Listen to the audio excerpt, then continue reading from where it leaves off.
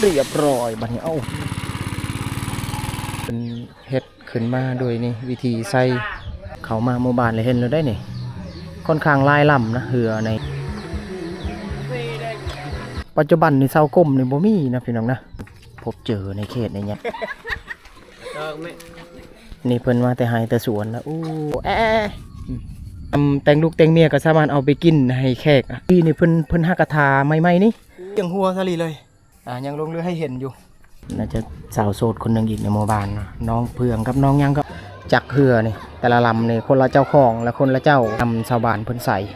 นี่ได้นี่คือน้ำไม้ที่เพิ่นเฮ็ดขายไปก็สามารถพบเจอในเขตนี่แหละช่วงนี่เด้เราไม้นี่ลานี่เตะต่อยามแรงพี่น้อง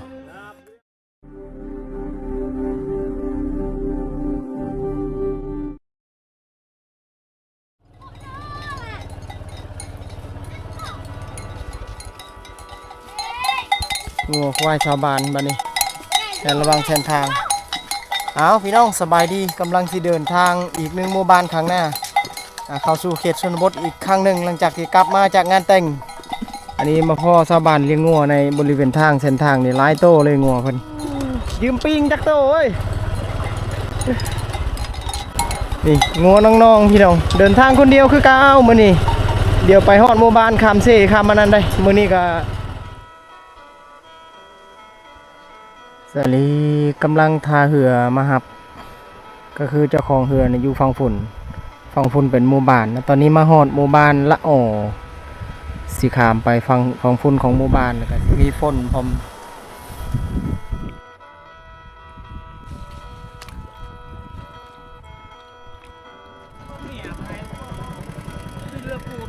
เจอแล้วบัดนี้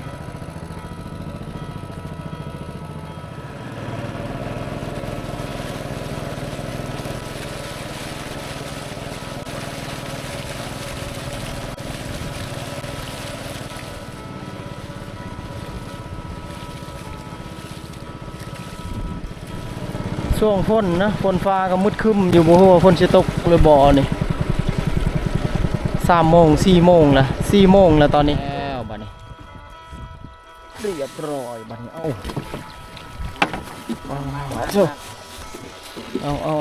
นี่เพิ่นสิไปหาอยู่หากินได้นี่ได้ใส่หมองตึกแห่กองแห่โอ้เอาโอเคขอบใจบัดนี้นี่แหละสายเซบางเฮียงฤดูนี่สลีเก็บภาพหลายครั้งหลายเทื่อเดี๋ยวไปหาหมูสลีฟังฝุ่นก่อนนี่ดิมิติเหือบักลำใหญ่ในเขตนี่นะไปขึ้นไปที่หมู่บ้านก่อนถ่ายทำเก็บภาพในยามค่ำๆสลีเข้ามาหอดหมู่บ้านแล้วนี่เดี๋ยวพยายามเก็บภาพในยามค่ำพี่น้องเนาะในจุดนี้พยายามรวมภาพและเก็บภาพหมู่สลียังก่อนทางนั้น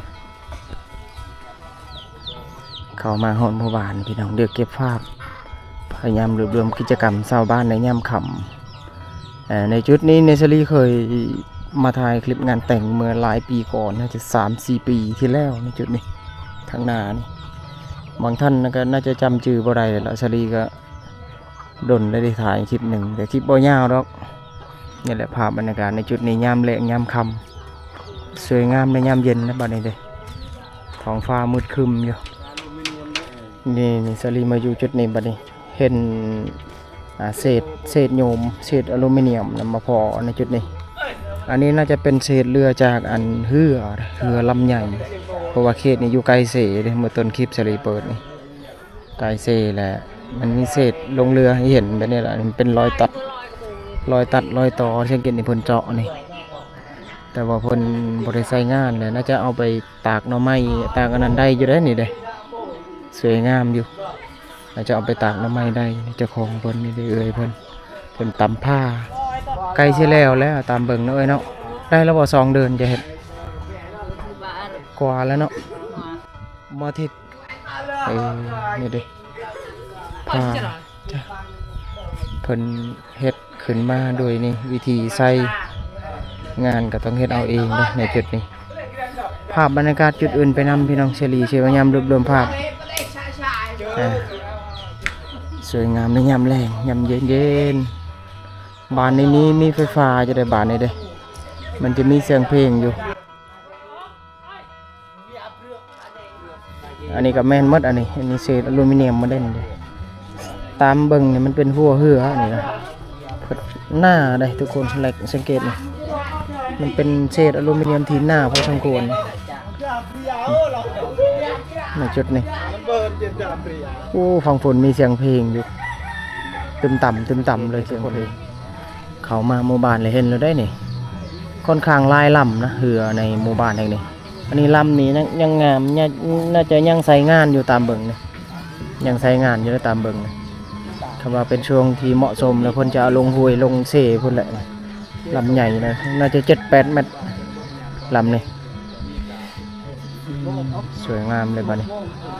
นี่แหละหมู่บ้านเพื่อนชั้นก็อยู่เรียบๆไปตามเครื่องปลูกอ้อมหอบด้วยเครื่องปลูกแต่หมดเลยเลยนี่เข้ามาในหมู่บ้านนี่สวยงามยามเย็นบ้านละอ๋อพี่น้องเนาะซื้อหมู่บ้านนี่ดิเพื่อนเพิ่นก็ถือว่าทรงแบบอันนี้หินใหญ่เลยหินในกลางหมู่บ้านนี่เพื่อนใหญ่กับแบบนั้นแล้วก็นี่เพื่อนครัวนี่ทรงยังเป็นทรงดั้งเดิมอยู่เพื่อนใหญ่น่ะเป็นทรงทันสมัยนะมีเสาเหลี่ยมเสานั้นแต่ว่าเพื่อนครัวนี่โอ้พี่น้องผสมประสานพาเพื่อนเพิ่นแล้วก็มุงหญ้าพร้อมได้นั่นเลยสวยงามเลยมุงหญ้ามุงอันนั้นพร้อมโอ้เสียงเพลงฝั่งนี้เพิ่นเปิดเพลงกันอยู่นี่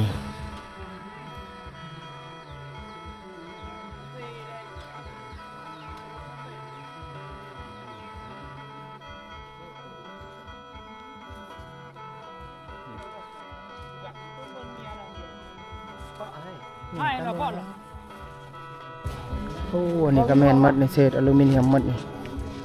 เป็นเอาไว้ตาก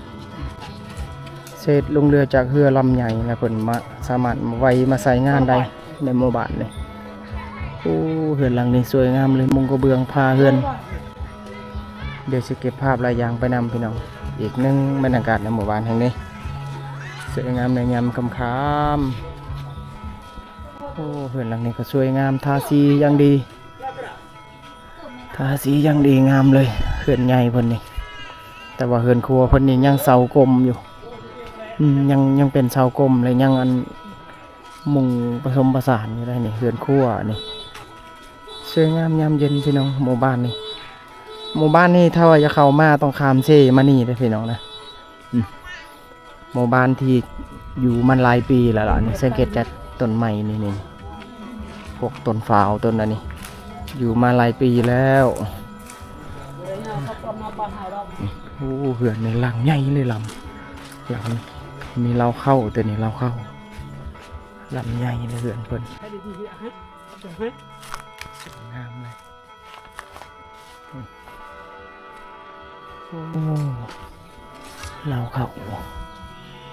เอาพยายามเก็บภาพหลายๆอย่างไปนำพี่น้องรวมภาพในหมู่บ้านนี่แหละสิ่งที่เกิดขึ้นและกิจกรรมที่สามารถถ่ายทำได้ในยามค่ำๆช่วง4 โมง 5 โมงในตอนนี้มาอยู่จุดนี้อันนี้เป็นเศษเล็กเศษเล็กลูกปืนเก่าหรือว่าบ่มน่าจะหลายปีเลยล่ะเพิ่นเอาไว้ใส่เพิ่นปลูกผักกันอยู่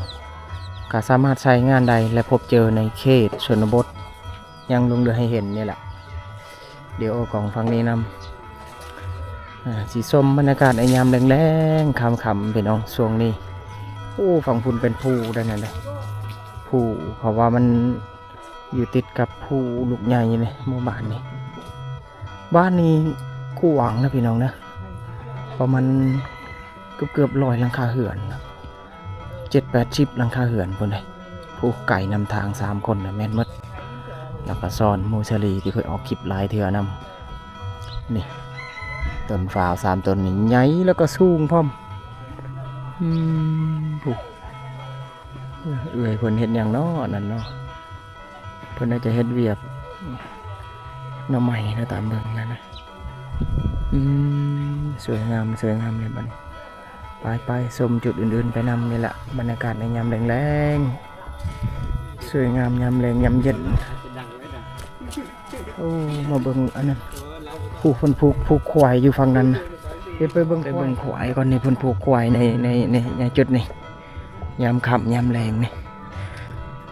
ขันซาลีมาช่วงค่ำแบบนี้จะพบเจอสัตว์เลี้ยงของชาวบ้านเลยโดยเฉพาะเขตชนบทมันจะมีงัวมีควายที่เพิ่นเลี้ยงกันอยู่ในยามกลางเว้นแต่ว่าช่วงค่ำกลางคืนมาแล้วเพิ่นก็ปล่อยนี่แหละเพิ่นผูกกันแบบนี้แหละนี่ว้าสัตว์เลี้ยงควายดำควายดอนเป็นงัวควายที่สามารถพบเจอในเขตชนบทนะบางหมู่บ้านบางเมืองก็บ่ค่อยนิยมเลี้ยงในสัตว์เลี้ยงแบบนี้นะควายนี่จะรีเสือแล้วว่าบ่ค่อยมีบางบอนนะอันนี้มีอยู่นี่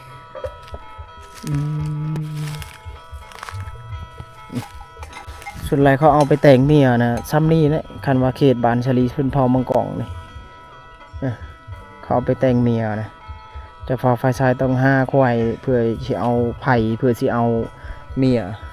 บ่แม่นง่ายเด้สำหรับการแต่งเมียที่ชลีถึงในงานแต่งล่าสุดนะเพิ่นบ่ได้แต่งกันด้วยเขาเอิ้นว่างูควายบ่มีนะพี่น้องนะคลิปที่เชลีลงไปนี่ในคลิปหลังนะมันจะมีแต่พวกหมูนะเพิ่นกินกันหมู่บ้านก็คือหมูเจ้าภาพเพิ่นเอาให้นั่นล่ะเจ้าภาพไฟทรายเอาให้เจ้าเบาเอาให้แล้วเพิ่นก็พากันกินพากันอันนั้นหมดบ้านนี่ดิฝั่งนี้ก็สวยงามนี่ต้นฟ้าวนี่บ้านนี่รู้สึกว่าต้นฟ้าวนี่หลายต้นนะทุกคนหลายต้นเนื่องจากว่าเป็นบ้านที่อยู่มาหลายปีในจุดนี้ต้นฟ้าวต้นม่วงต่างๆค่อนข้างหลายอันนี้ใหม่เนี่ยคนที่สร้างเฮือนและตามเบิ่งสวยงามเลยหมู่บ้านนี่ค่อนข้างเงียบอุดมสมบูรณ์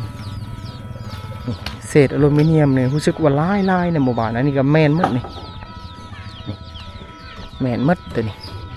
เลยว่าตัวนี้บางสังเกตเสียงมันจะดังมันบางก็สามารถเก็บไว้ใส่ตากหน่อไม้ในยามที่จำเป็นใส่งานใดหลายอย่างนี่เด็กงัวตัวนี้โอ้นอนไปตามนี่เลยเด้ใจกลางหมู่บ้านเลยสวัสดีอยู่นี่สวยงามยามแรงส่วนบทในลาวนะเฮือนในทรงใหญ่เลยเฮือนนี่หลังใหญ่เลยแล้วก็เล่าเข้านี่เล่าเขาตัวนี้เห็นบ่คนอ้อมผ้าด้วยไม้ได้เลยเสาก้มเพิ่นเอาควันเอามีดเอาฝามาถากในเสาในตามเบิ่งนี่ตัวนี้น่าจะเป็นหลังคาเก่าในเพิ่นบ่ได้ใช้งานนะนี่เพิ่นเอาลงไว้ในนี่เสากลมมาเลยได้นี่เสาหลังคาเสาเล่าเขาเพิ่นนี่เพิ่นเปลี่ยนกระสังกะสีแล้วมาเปลี่ยนแผ่นไม้เมื่อก่อนเพิ่นน่าจะมุงแผ่นไม้ได้อ๋อสวยงามเลยอันนี้ก็เล่าเข้าอีกนี่กลมๆเลยนะเพิ่นอ้อมผ้าสวยงามยามแรงยามเย็นพี่น้องตอนนั้นไปใช้นะน้องๆโอ้แบกต้นกล้วยใบกล้วยโอ้โหเพิ่นสิไปใช้อันนี้หมูกินห้ำนี่แหละกระปังเขาเอิ้นว่าเศษอลูมิเนียมเพิ่นเอาไว้ใส่งานแบบนี้แหละก็สามารถใส่งานได้อยู่ได้นี่เลยก็คล้ายกับคนกินนี่แหละก็คือถ้วยเพิ่นเอาหำมายังมาวางมาโปะนั่นมาสัตว์เลี้ยงของเพิ่นนี่กินสามารถพบเจอในเขตนี่แหละเพิ่นยังลงเรือให้เห็นทุกคนยังลงเรือให้เห็นป้าตัวนี้คันใดเพิ่นเฮ้ยงามเนาะคันใดเก่าๆนั่นเลยอะไรเลยก็คันใดทุกคนนะงามเลยน่าจะหลายปีนั่นแหละเศษอลูมิเนียมมันกาจะฮอตมองฮอต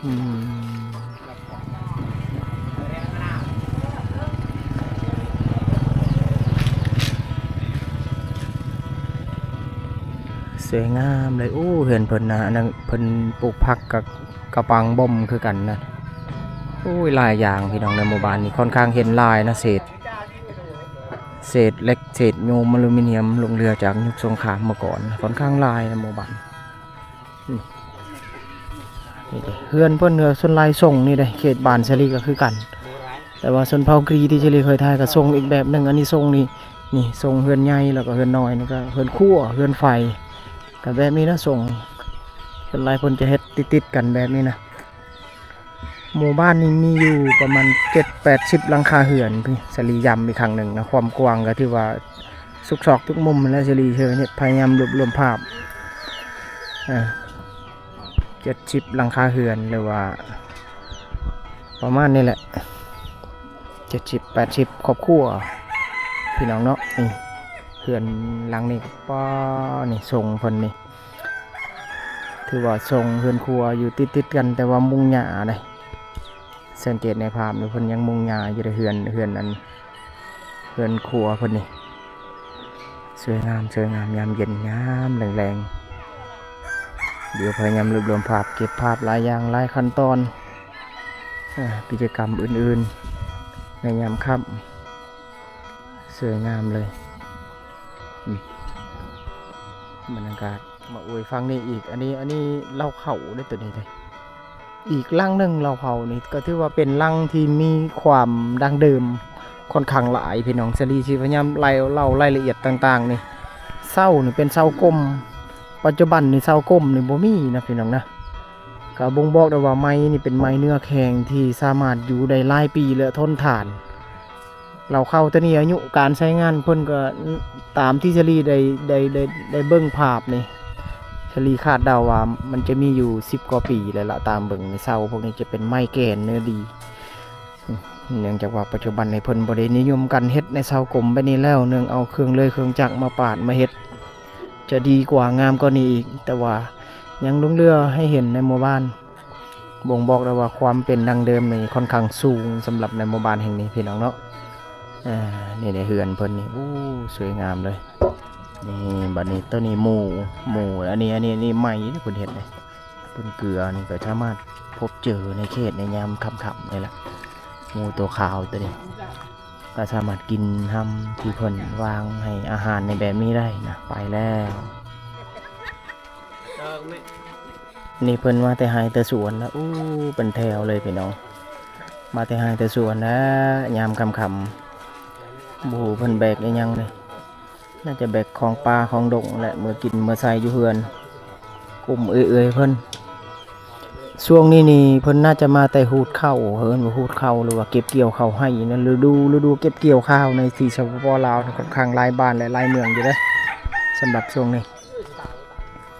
สลีเดินมายางมาจุดนี้อีกนี่อยากให้ท่านผู้ชมได้ชมอันเขาเอิ้นว่าคอกงัวหรือว่าบอนที่ชาวบ้านเพิ่นข้างสัตว์และเลี้ยงสัตว์ไว้ถ้าเป็นช่วงค่ำนะเพิ่นจะเอาสัตว์มานอนในจุดนี้แหละนี่เขาเอิ้นว่าคอกจุดที่ชลีอยู่นี่เขาเฮ็ดขึ้นมาแบบนี้เขาเอิ้นว่าคอกตัวนั้นควายน่ะงัวกลุ่มนึงอันนี้งัวอีกกลุ่มนึง3กลุ่มมันนั้นอีกกลุ่มนึงงัวควายคนละเจ้าของนะตามเบิ่งนี่อยู่ในบริเวณแคมป์บ้านนี่แหละวิถีชีวิตในสปป.ลาวในเขตชนบทในจุดนี้ในมื้อนี้ที่ชลีถ่ายทำเดือนตุลาคมมื้อนี้น่าจะวันที่7นี่ล่ะมื้อนี้วันที่7เดือนตุลาคมปี2025หรือว่า25ก็สามารถพบเจอและเล่าหลายๆอย่างให้ FC ได้เข้าใจในจุดนี้บริเวณบ้านเพิ่นกันนี่เด้นี่อ้อมรอบโดยหัวสวนก็สวยงามอยู่เด้สวยงามในยามเย็นๆพี่น้องเอ้ยสามารถพบเจอและเล่าหลายๆอย่างให้ FC ให้ท่านผู้ชมได้เข้าใจเรื่องราวสิ่งที่ชลีเผยแผ่และถ่ายทำในเขตชนบทในลาวพี่น้องเนาะหมู่บ้านนี้ก็ถือว่าห่างจากเมืองนี่หลายกิโลนะเกือบ30-40 กิโลนะประมาณนี้แหละเป็นหมู่บ้านที่ห่างจากเมืองค่อนข้างอุดมสมบูรณ์แล้วก็สวยงามไปตามธรรมชาติของหมู่บ้านมาอยู่จุดนี้อีกอันนี้หม้อเพิ่นต้มหน่อไม้นะทุกคนนะควันตัวตรวจเลยเป็นหน่อไม้ป่าก็คือหน่อไม้ฝางหน่อไม้อันนั้นในคนต้มกันอยู่เพื่อนเอาใบไม้มาปกไว้นี่ควันก็สามารถกินได้เพิ่นต้มไว้เธอเดียวลายเลยก็คือในหม้อใหญ่พุ่นเจ้าของพอเท่าเพิ่น เพิ่นนอนอยู่เอาเพิ่นให้กินเลยสมจุดอื่นไปน้ำเพิ่นได้เฮือนเพิ่นแม่เท่าเพิ่นกำลังสิไปเอาน้ำแล้วนั่นตามเบิ่งนะตารางเฮือนเพิ่น โอ้พี่น้องนี่บัดนี้จุดนี้เพิ่นเราใหม่อันนี้เพิ่นสิเอาไปทำอันไม้มัดข้าวต่างๆนะจักตอกเขาเอิ้นขั้นตอนนี้ที่ว่าพบเจอในช่วงนี้แหละฤดูเก็บเกี่ยวข้าวก็ค่อนข้างหลายหมู่บ้านในช่วงนี้จะพบเจอกิจกรรมชาวบ้านในยามกลางเว้นหรือยามเช้าเพิ่นจะออกไปตัดไม้เอาไปมัดเข้าหน้าต่างๆเริ่มขั้นตอนเก็บเกี่ยวแล้วบางบ่อนกับกองเขาอันนั้นต่างๆแล้วก็เอิ้นมาปั้นเข้าได้บัดนี้ฤดูเข้าหน้าสุกเข้าให้สุกแล้วเด้บัดนี้สลียางมาหอดจุดนี่เดี๋ยวสิซื้อเครื่องในห้านเพิ่นก่อนอันนี้ห้านเวียดเด้อพี่น้องโอ้เพิ่นขายเครื่องหลายอย่างเลยมันยังอันนี้กระปุกมันยังอันนี้กระปูดกระปุกไม่แดงโอ้กระปูดใหม่งามนั่นนี่เอาได้ยังบ่ได้ซื้อเครื่องก่อนในห้านเพิ่นนี่มันมีขายอย่างแน่นี่หลายอย่างสลีซื้อตัวนี้กระทิงแดงซื้อไปในห้านเพิ่นในหมู่บ้านมันมีห้านขายเครื่องอยู่เด้นี่มาอวยกล่องฟังนี้อีกอันนี้นี่สลีมาพอน้องๆเพิ่นน่ะเฮ็ดอันนี้นะน่าจะเป็นผู้สาวในหมู่บ้านแหละอันนี้เพิ่นพากันเฮ็ดอีหยังเขาเอิ้นกระทงบ่ก็สิเอาไปลอยกระทงในเสนี่แหละเพราะว่าบ้านเพิ่นมีเสมีน้ำอยู่เด้เป็นผู้สาวในหมู่บ้านอีกคนหนึ่งคือสลีน่าจะออกทายเป็นครั้งแรกในคลิปนี่แหละสลีผู้ฟังนั้นอายยืนน้องเพิ่นเอ้ยบัดนี้เอาก็อันนี้ผลขายเครื่องเนี่ยเต็มหมดเลยนี่เครื่องเสื้อผ้าได้ตัวนี้เนี่ยตลาดซองไว้เนี่ยเนาะมาแต่ใช่เลยขามเซ่มาบ่ปอโถเอาหีไปบัดนี้เปิดผ้าไปนะคำพี่น้องบัดนี้เอาเต็มมาเลยเครื่องมือสองเลยเพิ่นบ่สาลีมาอยู่จุดนี้บัดนี้แต่นี่โฮงสีนี่โฮงสีโฮงบดเขานี่สายไฟฟ้าบาทนี้มีไฟฟ้าอยู่ในเป็นเครื่องได้มอนิเตอร์ต่างๆเพิ่นสามารถเอาไปบดเอาไปสีเข้าได้นะจุดนี้ก็ถือว่าทันสมัยยังลุกให้เห็นนะบางหมู่บ้านแต่ว่าบางหมู่บ้านนี่ยังเป็นคุกน้อยๆตำด้วยไม้ต่างๆแล้วก็บางหมู่บ้านนี่เพิ่นก็เอาเครื่องใหญ่ต่างๆคือเขตบ้านชลีเป็นเครื่องโฮงสีใหญ่อยู่เดี๋ยวผสมจุดอื่นๆไปนำพี่น้องสวยงามยามเย็นๆในหมู่บ้านแห่งนี้บ้านละอ้อยามอีกครั้งนึงพี่น้องให้ FC ให้ทางผสมได้เข้าใจนี่อันนี้มีแต่เครื่องปลูกของชาวบ้านหมดต้นไม้พะยุงนี่เดี๋ยวควายนี่ก็จุดหนึ่งอันนี้คอกแบ่นี่เดี๋ยวคอกแบ่หรือว่าสัตว์เลี้ยงของชาวบ้านนี่เป็นช่วงค่ำนี่ค่อนข้างพบเจอหลายอย่างสังเกตแบ่พวกนี้จักโตนี่3โต3โตแบ่นี่พอใส่งานในยามจำเป็นก็คือเพิ่นเลี้ยงไว้นี่ยามแต่งลูกแต่งเมียก็สามารถเอาไปกินให้แขกให้คนที่มาร่วมในงานได้รับประทานอาหารก็คือนี่แหละแบ่ต่างๆส่วนหลายคนชนเผ่าต่างๆนี่เขานิยมเลี้ยงสัตว์เลี้ยงอันนั้นต่างๆเลยส่วนหลายคันว่ามีเวียกมีงานเกิดขึ้นแล้วเพิ่นอิหยังก็ซื้อเขาเอิ้นว่าใช้เงินหลายแล้วก็สิ้นเปลืองค่อนข้างหลายแล้วเนื่องเพิ่นว่าเพิ่นตัดสินใจถึงจะเลี้ยงเอาเองในแบบนั้นละก็คือว่าเป็นทรัพย์สินของเพิ่นอีกแบบนึงพี่น้องเนาะเดี๋ยวกล้องเดี๋ยวสลีกล้องฟังนี่นำอันนี้อุ้ยบัดนี้มาหอดนี่เฮือนเพิ่นหลังนี่เขตนี่ถือว่าขยันนะพี่น้องนะบ่งบอกโดยในภาพนี่แหละบางเฮือนก็ลังใหญ่บางเฮือนก็ลังน้อยลังกลางลังผสมผสานรุ่นใหม่รุ่นเก่าแต่ว่าพิเศษเนี่ยก็คือมีปูนมีอันนั้นนะเพิ่นเอามานี่บ่แม่นง่ายเพื่อสิสร้างเฮือนแบบนี้ได้แต่ว่าเฮือนอ้ายคนนี้นี่พิเศษเลยนะเจ้าของเพิ่นไปเลยนี่พิเศษตัวนี้ก็คืออันนี้นะเอิ้นว่าบ่มเสกสงครามแล้วดิโอ้น่ะอาจารย์เนาะอันนี้บ่มนะซีนี่เพิ่นหักกระทาใหม่ๆนี่แต่ว่านี่เป็นเศษบ่มหรือว่าลูกปืนบ่น่าจะแม่นนั่นแหละจากยุคสงครามแต่ว่าเจ้านี้สภาพเลยยังงามสวยงามเลยนี่ยังสวยงามเลยสังเกตสลียืนนี่ประมาณสูงเด้นี่ดิพี่น้องเม็ดพุ่นได้น่ะเด้เพียงหัวสลีเลยตัวนี้นะก็สามารถพบเจอในเขตชนบทในหมู่บ้านจุดนี้แหละพี่น้องก็คือยังลงเรือให้เห็นอยู่มันมีอยู่2 อันเลย สองลูกอันนั้นก็ลูกหนึ่งคือกันเลย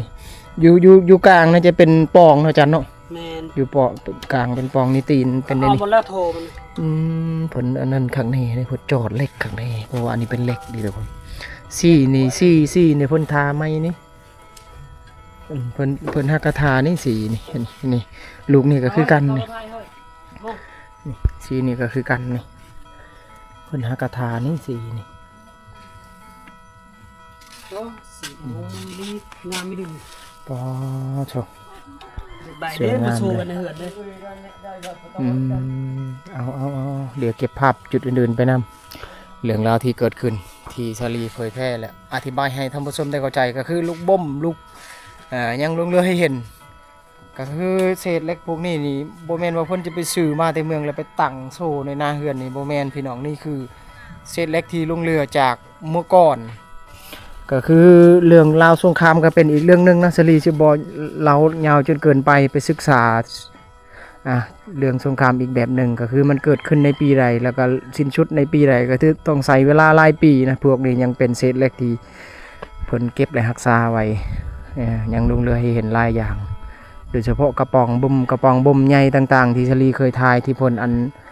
ปลูกผักต่างๆก็แม่นหมดเศษเล็กจากเมื่อก่อนหมด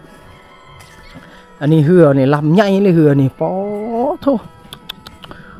ลำใหญ่เลยนี่เนี่ยมันน่าจะบ่ได้ใส่งานเลยแล้วนี่ปอผังเพแล้วตามเบิ่งสภาพนี่แต่รู้สึกว่าลำมันใหญ่เลยนี่โอ้โธ่นี่ใหม่ดอกมาเลยเพิ่นขึ้นมาไวแล้วมันดอกอันนี้นะอ๋อตัวนี้น่าจะ10 กว่าเม็ดพุ่นได้นี่เลยเกือบ15 เม็ดพุ่นละนี่สูงแล้วก็ใหญ่พร้อมมานี่ดิมันเป็นเศษโยมอลูมิเนียมไปนี่ปอสามารถพบเจอในเขตชนบทเขตเซโปนจุดอื่นๆที่ชลีเคยไปถ่ายในคลิปหลังนะมันบ่มีเด้พวกโยมและเหือแบบนี้นะเพราะว่าเขตนั้นบ่มีสีถ้าว่าไปถ่ายทำในเขตนี่ค่อนข้างพบเจอเหือแบบนี้นี่หลายลำพี่น้องเนาะหลายลำพอสมควรเขตนี่นี่เดี๋ยวหมู่บ้านอ้อมหอบด้วยต้นไม้เครื่องปลูกสวยงามในยามเย็นๆยามค่ำสุดยอดบรรยากาศชนบทในลาวทุกคน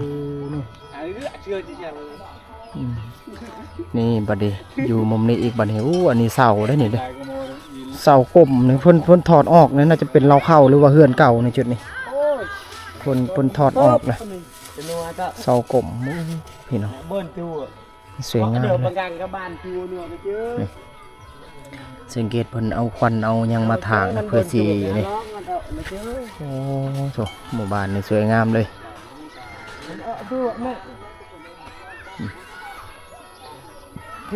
สวยงามยามค่ำเขื่อนหลังนี้ก็ทรงโอ้พี่น้องเลยน้ำอ่ะสวยงามยามเย็นเดี๋ยวเก็บภาพรวบรวมภาพกันแล้วกันเก็บลายภาพลายช็อตพี่น้องในหมู่บ้านแห่งนี้บ้านใหญ่บ้านกว้างนะแต่ละเฮือนแต่ละหลังแต่ละครอบครัวนี่แหละตามที่เห็นนั่นแหละภาพสลีย่างรอบๆเขตบ้านนะข้อดีในหมู่บ้านนะมีตัวนี้อันนี้เสาปูนมันเป็นเสาไฟฟ้านะบ้านมีไฟฟ้าน่าจะอยู่ในหลายปีแล้วแหละไฟฟ้ามีเข้ามาในหมู่บ้านนี้อาจารย์อาจารย์จักปีแล้วไฟฟ้าเขาโอ้ยประมาณ5 ปีนี่แหละ5 ปีนี่ละก็ถือว่าเมื่อก่อนนะบ่มีเนาะอันนี้นะ5 ปี6 ปีแล้ว5-6 ปีแล้วว่าซั่นอันนี้มันยังอันนี้ไม้บ่ไม่ก็ไม้เป็นเกียมเฮ็ดเฮือนเฮ็ดอันนั้นบ่นาเล่าเขาอันนี้นะเพิ่นสิเฮ็ดเล่าเขาได้ตัวนี้ไม้ติ้วด้วยนี่เด้ไม้ติ้วบ่ไม่ติ้วไม้ธรรมชาติเพิ่นเกียมอยากสร้างเฮือนสร้างอันนั้นเนาะเล่าเข้าต่างๆเก็บเข้าเด้ช่วงนี้นี่เริ่มเข้านี่เริ่มอันเขาเอิ้นว่าเริ่มมันชุกและบางบอนเพิ่นก็เก็บเกี่ยวบางบอนเพิ่นก็เขาเอิ้นว่าฮูดต่างๆเพื่อสิเกิดขึ้นเข้าต่างๆเพิ่นเกี่ยมกันบอนเอาไว้เข้าต่างๆทุกคน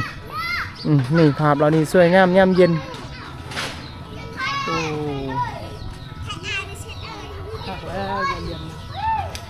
สวยงามยามเย็นๆทุกคน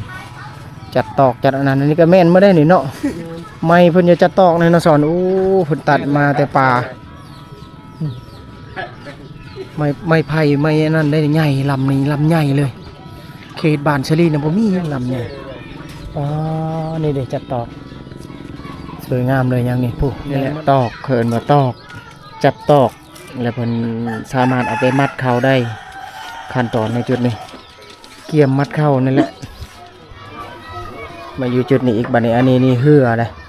จักเหือนี่แต่ละลำนี่คนละเจ้าของและคนละเจ้าก็คือเพิ่นเอาไว้ในจุดนี้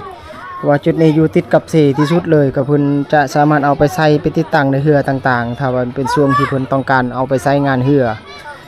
โอ้ก็ถือว่าหลายเด้จักนี่นำเลยสลีมาอยู่จุดนี้อันนี้นำชาวบ้านเพิ่นใส่ก็คือสลีเห็นหลายๆคนที่มาเอานำในจุดนี้นะมันจะมีป้ายเนี่ยนี่นำบาดาลเพิ่นน่าจะสร้างมาหลายปีแล้วล่ะตามเบิ่งร่องรอยแต่รู้สึกว่าคนมาเอานี่หลายเด้ตอนชลีมาเมื่อต้นๆก็มาทางนี้แหละแต่ว่าชลีบ่ได้ถ่าย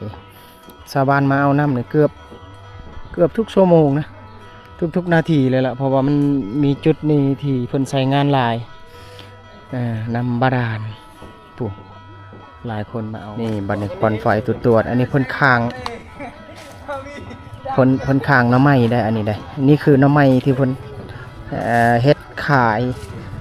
คนที่มาซื้อนะส่วนหลายชาลีเคยเห็นคนเวียดหรือว่าฝั่งเวียดนามที่เคยเข้ามาซื้อต่างๆเวียดที่เพิ่นขี่มอเตอร์ไซค์เลาะในเขตชนบทนะส่วนหลายเพิ่นเอามาขายในพวกนั่นแหละส่วนหลายเขาซื้อเพิ่นมุงอย่างดีเลยอันนี้เพิ่นมุงเพิ่นปกไว้อย่างดีเลยเพิ่นเอาไว้เฮ็ดไว้ใช้งานในจุดนี้ก็คือสามารถพบเจอในเขตนี่แหละค่ำๆช่วงนี้ค่อนข้างหลายนะหลายหมู่บ้านที่เพิ่นเฮ็ดหน่อไม้แบบนี้คำว่าฝนบ่ได้ตกเพิ่นก็ตากแดดแห้งธรรมชาติคำว่าคือนี่ฝนตกนะเพิ่นเอาตัวนี้ปกไว้แล้วเพิ่นดังไฟได้ในพื้นนะมันมีไฟอยู่นะเพิ่นดังไฟไว้ก็สามารถพบเจอในเขตนี่แหละช่วงนี้พี่น้องเนาะอ้าวอันนี้แม่นผู้สาวบ่นี่นะป้านี่เพิ่นอันนั้นเครื่องบัดนี้โอ้เอาโอ้น้องเพิ่น น้องเพิ่นค่อนข้างอายๆนะบัดนี้เอาตอนค่ำๆเอ้ยกองฟังนี่ดิหน่อไม้นี่นี่ดิหน่อไม้นี่ถูกเพิ่นจะเอาไปปาดได้ตัวนี้จะเอาไปปาดนี่ถูกนั่นหน่อไม้ไฟเพิ่นจะเอาไปปาดนี่เพิ่นต้มโดยหม้อใหญ่เลยโอ้ถูกไปแล้วสลีมาอยู่มุมนี้บัดนี้เพิ่นลินกีฬานี่เตะต่ออู้ยยามแรงพี่น้องกีฬาลักษณะนี้จะเกิดขึ้นในยามค่ำทุกมื้อนะตามเบิ่งนี่สลีก็ถามกลุ่มวัยรุ่นอยู่ในหมู่บ้านนี่สวยงามเลยบรรยากาศสวยงามเลยเดินหญ้าเขี้ยวเลยกีฬามากระต่อสามารถพบเจอในเขตชนบทโดยเฉพาะหมู่บ้านนี่แหละนี่กิจกรรมเวลาว่างในยามแรงเพิ่นก็ลินไปตามนี่แหละบัดนี้เอาเดี๋ยวเก็บภาพจุดอื่นเดี๋ยวจะลงไปที่เขตเซ่พร้อมเดี๋ยวสลีชิย่างลงไปในเซ่ก่อนอันนี้ผู้ใดอันนี้ผู้สาวป้าผู้สาวขึ้นมาแต่อาบน้ำมานี่เมื่อบ้านแล้วบัดนี้ไปไล่เลยบัดนี้เอาเมื่อบ้านเมื่อเฮือนในยามค่ำทุกคนสลีลงมาเขตเซ่นี่แหละเซ่พูนทางพูนมีน้องๆมีเอื้อยมาอาบน้ำเขาเป็นแหล่งน้ำก็คือเขามาอาบมาใส่ในยามแดงค่อนข้างหลายเลยชลีจะบอกเขาไปถ่ายจนอันนั้นนะพอเห็นขั้นตอนนั้นมันเหือแม่นอันนั้นพี่น้องไว้ในจุดนี้เอาบัดนี้เก็บภาพได้ประมาณนี้เมื่อกี้ผู้สาวคนขึ้นมาแต่พี่แหละเก็บภาพในหมู่บ้านไปนำในยามค่ำแล้วนะเริ่มมืดแล้วฝั่งนี้ขึ้นมาตะเซแล้วก็เห็นเหือก็ได้นี่โดยเฉพาะจุดนี้นี่มีหลายลำ3 ลำเหือ3 ลำอันนี้พร้อมใส่งานเลยได้เหือพวกนี้นี่พร้อมใส่งานเหือยังสภาพดีหมดเลยผู้ซึกว่าเหือนี่งามพี่น้องคันว่าขายนี่ครับแพงเติบนะตัวนี้เพิ่นบ่ได้เฮ็ดบ่ได้ผลิตจากโรงงานนะเหือเพิ่นเฮ็ดเมื่อก่อนหลายปีก่อนนะสังเกตเป็นเศษเล็กเศษโยมสวยงามเลยค่ำมืดแล้วตอนนี้เก็บภาพนี่จนบ่อยากเห็นหน้าสลีแล้วมืดแล้วเดี๋ยวสลีสิเอาประมาณในก่อนคลิปนี้จุดที่สลีถ่ายนี่ก็ถือว่าอีก1หมู่บ้านที่ห่างจากความเจริญพอสมควรอยู่พี่น้องเก็บภาพในยามค่ำก็ถือว่า